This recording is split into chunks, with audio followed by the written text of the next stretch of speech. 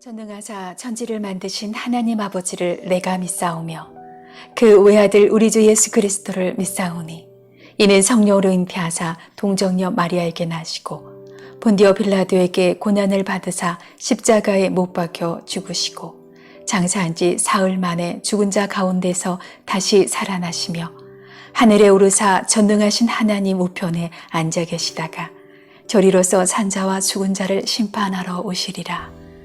성령을 믿사오며 거룩한 공예와 성도가 서로 교통하는 것과 죄를 사하여 주시는 것과 몸이 다시 사는 것과 영원히 사는 것을 믿사옵나이다. 아멘.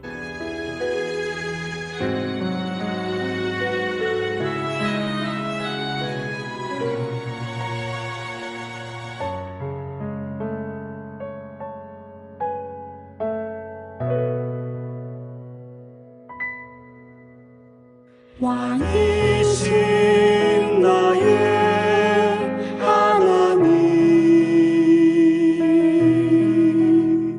내가 주를 높이고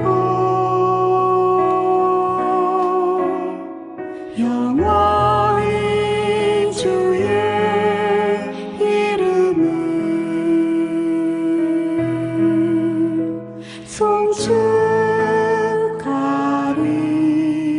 송축하리이다.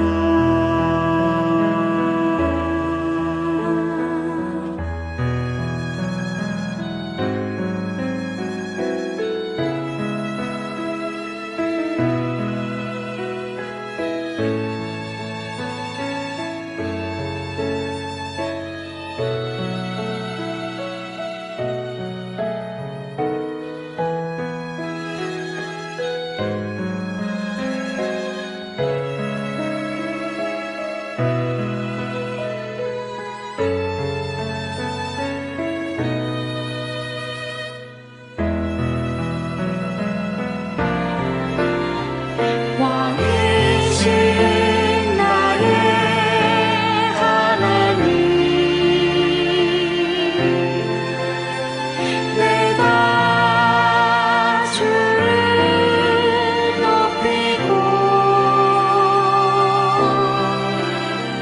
영원히 주의 이름을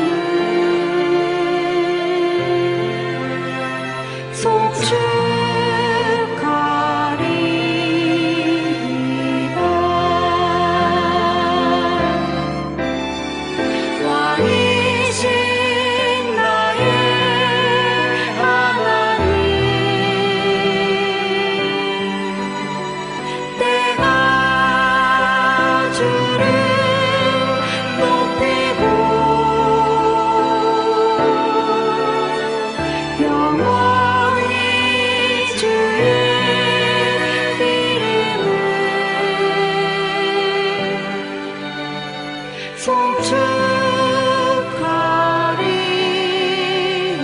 송축하리이다. 영원히 주의 이름을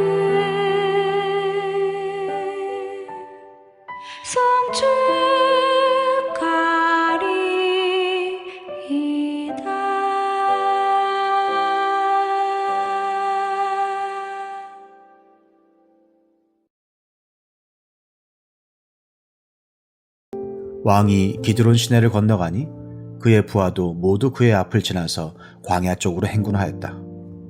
그런데 그곳에는 하나님의 언약궤를 메고 온 모든 레위 사람과 함께 사독도 와 있었다. 그들은 거기에다가 하나님의 궤를 내려놓았다. 아비아달도 따라 올라와서 다윗의 부하가 도성에서 나와서 왕의 앞을 모두 지나갈 때까지 거기에 있었다. 그런 뒤에 왕이 사독에게 말하였다. 하나님의 궤를 다시 도성 안으로 옮기시오. 내가 주님께 은혜를 입으면 주님께서 나를 다시 돌려보내 주셔서 이 궤와 이 궤가 있는 곳을 다시 보게 하실 것이오. 그러나 주님께서 나를 싫다고 하시면 오직 주님께서 바라시는 대로 나에게서 이루시기를 빌 수밖에 없소. 왕이 또 제사장 사독에게 말하였다. 사독 제사장님께서는 선견자가 아니십니까? 성 안으로 평안히 돌아가시기 바랍니다. 제사장께서는 아비아달 제사장과 함께 두 분의 아들, 곧 제사장님의 아들 아히마아스와 아비아달 제사장의 아들 요나단을 데리고 가십시오. 두 분께서 나에게 소식을 보내올 때까지는 내가 광야의 나루터에서 머물고 있을 터이니 이 점을 명심하십시오. 그리하여 사독은 아비아달과 함께 하나님의 궤를 다시 예루살렘으로 옮겨다 놓고서 그곳에 머물러 있었다.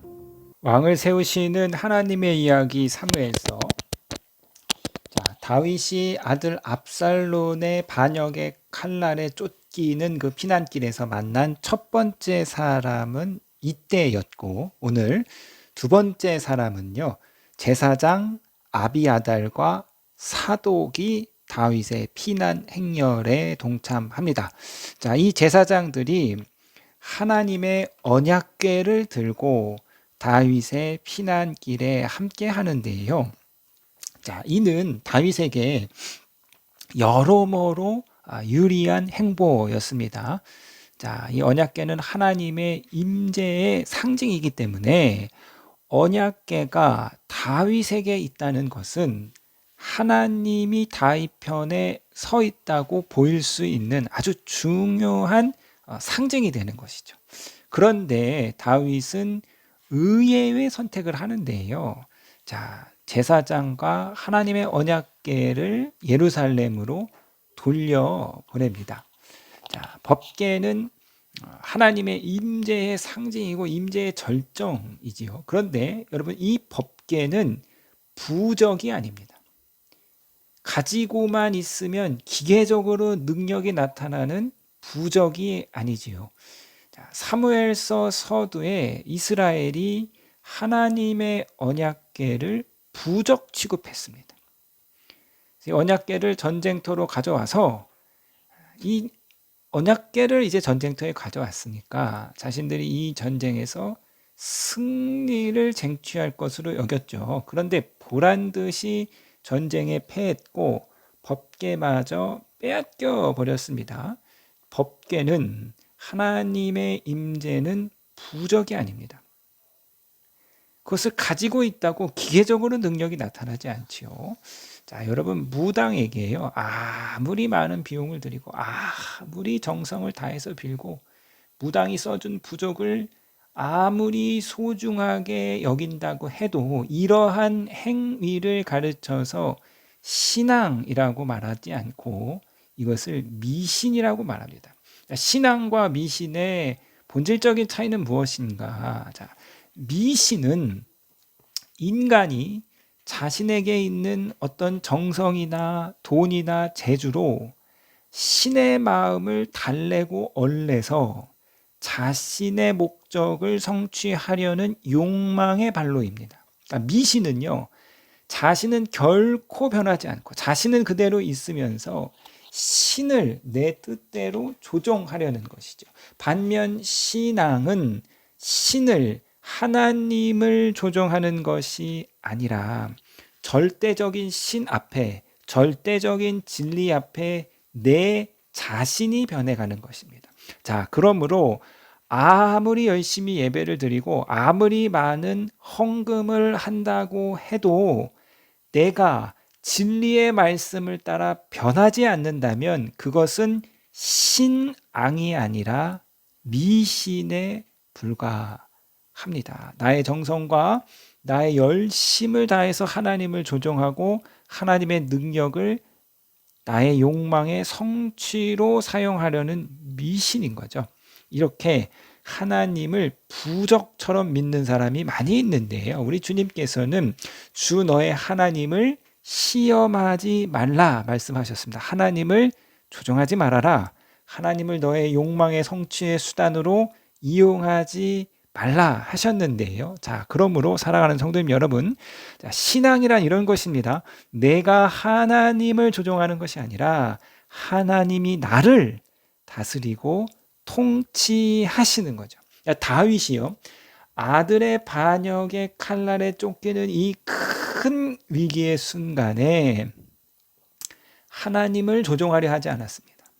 대신 하나님이 나를 다스리고 하나님이 나를 통치하신다는 하나님의 주권을 향한 굳건한 고백을 하는데요. 25절을 보니까 내가 주님께 은혜를 입으면 다시 예루살렘에 돌아와서 주의 언약궤를 뵐 것이고, 그러나 주께서 나를 싫어하시면 오직 하나님의 뜻대로 이루어질 것이다.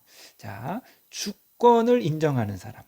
다시 말하면은요, 하나님을 왕으로 믿는 사람은 하나님이 내리시는 은혜와 구원뿐만 아니라 하나님이 내리시는 징계와 심판까지도 겸허하게 받아들이고 수용합니다. 그리고 겸손하게 하나님의 자비를 구하는 것. 이것이 바로 하나님의 징계의 심판에서 빨리 벗어날 수 있는 길이죠. 법의 권위를 인정하는 사람은요, 법의 판결이 자신의 마음에 들지 않는다 할지라도 받아들이는 거예요. 근데 이 법의 권위를 인정하지 않는 사람은 판결이 자기 마음에 들지 않으면 잘못됐다, 안 된다 이렇게 주장하는 거죠. 마찬가지입니다. 하나님의 주권을 인정하는 사람, 하나님을 왕으로 믿는 성도는 하나님이 베푸시는 구원뿐만 아니라 하나님이 내리시는 징계와 심판까지도 겸허히 받아들이는 것이죠. 내가 잘못을 했으니, 내가 죄를 지었으니 정의의 하나님께서 내릴 만한 심판을 내리시고 내릴 만한 징계를 내리시는구나. 그런데 이 하나님의 권위를 인정하지 못하는 사람은 하나님이 왜 내게 이런 징계를 내리시는가? 도대체 내가 무슨 잘못을 했다고 나한테만 이렇게 혹독한 벌을 내리시는가 하면서 막 하늘을 향해서 막 삿대질을 하는 것이죠. 그러나 오늘 다윗은 하나님의 징계를 겸손히 받아들이고 원망과 불편이 아니라 겸손히 회개하며 하나님의 자비를 구합니다. 자, 아들의 반역의 칼날에 쫓기는 이 비참하고 처참한 순간에 하나님을 향한 다윗의 일관된 반응은요, 하나님의 주권, 하나님의 징계를 겸허히 받아들인 것입니다. 그리고 하나님께 자비를 구합니다. 자, 사랑하는 성도님 여러분, 하나님의 징계와 하나님의 훈계를 겸허히 받아들이고, 그리고 그곳에서 하나님께 자비를 구하는 것, 이것이 징계의 고난의 시간을 속히 벗어날 수 있는 지혜로운 선택임을 오늘 다윗의 삶을 통해서 깨달으시는 저와 여러분이 되시기를 주님의 이름으로 부탁드리겠습니다.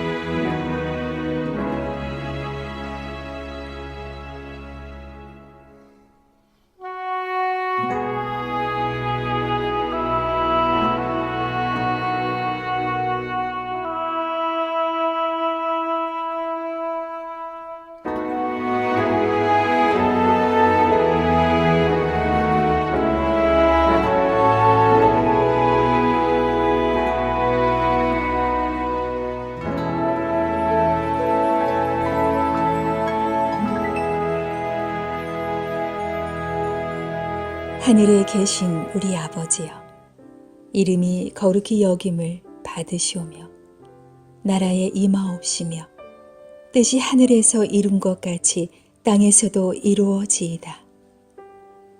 오늘날 우리에게 일용할 양식을 주옵시고 우리가 우리에게 죄 지은 자를 사하여 준 것 같이 우리 죄를 사하여 주옵시고 우리를 시험에 들게 하지 마옵시고 다만 악에서 구하옵소서. 대개 나라와 권세와 영광이 아버지께 영원히 있사옵나이다. 아멘.